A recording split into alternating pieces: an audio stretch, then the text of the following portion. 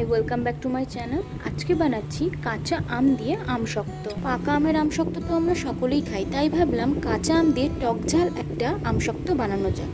সবার প্রথমে কাঁচা আম নিয়ে নিয়েছি। এবার কাঁচা আমগুলোকে জল দিয়ে খুব ভালো করে ধুয়ে নিতে হবে।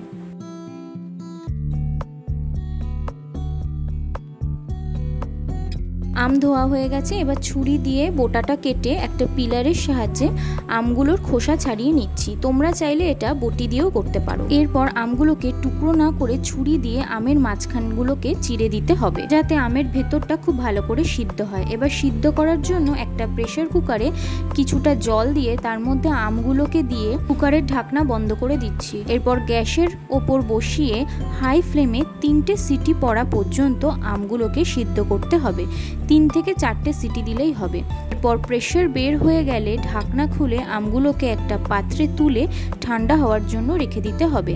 এরপর যতক্ষণ আম ঠান্ডা হতে সময় লাগছে ততক্ষণ একটা বড় কড়াইতে জল আর পরিমাণ মতন চিনি দিয়ে চিনিগুলো গলতে বসিয়ে দিলাম। একটা ঘন চিনির সিরাপ বানাতে হবে। আম ঠান্ডা হয়ে গেলে হাত দিয়ে চটকে আমের সব শাঁস বার করে নিতে হবে আর আঠিগুলো ফেলে দিতে হবে। এবার ঘন চিনির শিরার মধ্যে আমের শাঁসগুলো দিয়ে দিলাম। এবার একটা খুন্তির সাহায্যে খুব তাড়াতাড়ি চিনির শিরার সাথে আমের শাঁসগুলোকে খুব ভালো করে মিশিয়ে নিতে হবে, যেন কোনো লাম্প না থাকে। এবার লো ফ্লেমে আস্তে আস্তে রান্না করতে হবে।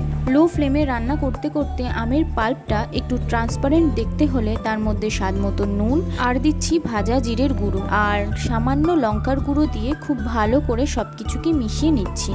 আর যেহেতু কাঁচা আমের আমশক্ত, তাই আমি একটু গ্রিন ফুড কালার দিয়ে সব কিছুকে ভালো করে মিশিয়ে দিলাম।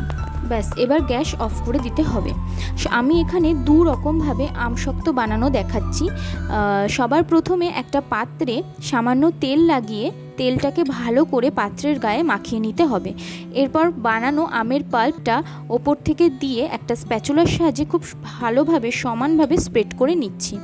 এবার এই আমশক্তটাকে আমি একদিনের জন্য কড়া রোদে শুকাতে দেব। এবার আমশক্তের মধ্যে যাতে ধুলোবালি না উড়ে এসে পড়ে আর পাখি পক্ষীতে যাতে ঠোকর না দেয়, তাই জন্য ওপর থেকে একটা নেট দিয়ে দিচ্ছি। এবার সেকেন্ডভাবে যেটা আমরা আমশক্ত শুকাতে পারি সেটা হলো মাইক্রোওভেনে, যার জন্য মাইক্রোওয়েভ ট্রে নিয়েছি। এবার এটার মধ্যে তেল দিয়ে ভালো করে গ্রিস করে নিচ্ছি। এবার ওপর থেকে সেমভাবেই আমের পাল্পটা দিয়ে স্প্যাচুলার সাহায্যে খুব সমানভাবে পাতিয়ে নিতে হবে। সমান করে পাতাতে হবে, তার কারণ যাতে সমান সময়ে সব জায়গায় সমানভাবে শুকনো হতে পারে। কোথাও মোটা কোথাও পাতলা হলে সেক্ষেত্রে শুকাতে অনেক প্রবলেম হতে পারে।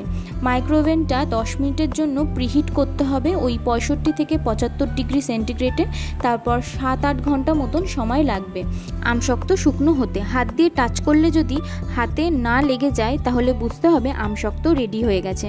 এরপর হাত দিয়ে এক পাশ থেকে এরকম টানলেই কি সুন্দর স্মুথভাবে আমশক্তটা উঠে আসবে, একদম চামড়ার মতন।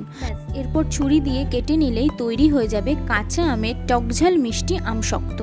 দেখো কি সুন্দর হয়েছে আমশক্তটা, একদম লেদারের মতন ট্রান্সপারেন্ট আর একদম পাতলা আর ইভেনলি স্প্রেড করার জন্য সব জায়গায় খুব সুন্দর সমানভাবে শুকনো হয়েছে। এবার যেটা রোদে শুকিয়েছিলাম সেটাও তোমাদেরকে দেখিয়ে দিই, কি সুন্দরভাবে উঠে আসছে। এটাকেও আমি ছুরি দিয়ে কেটে নিচ্ছি।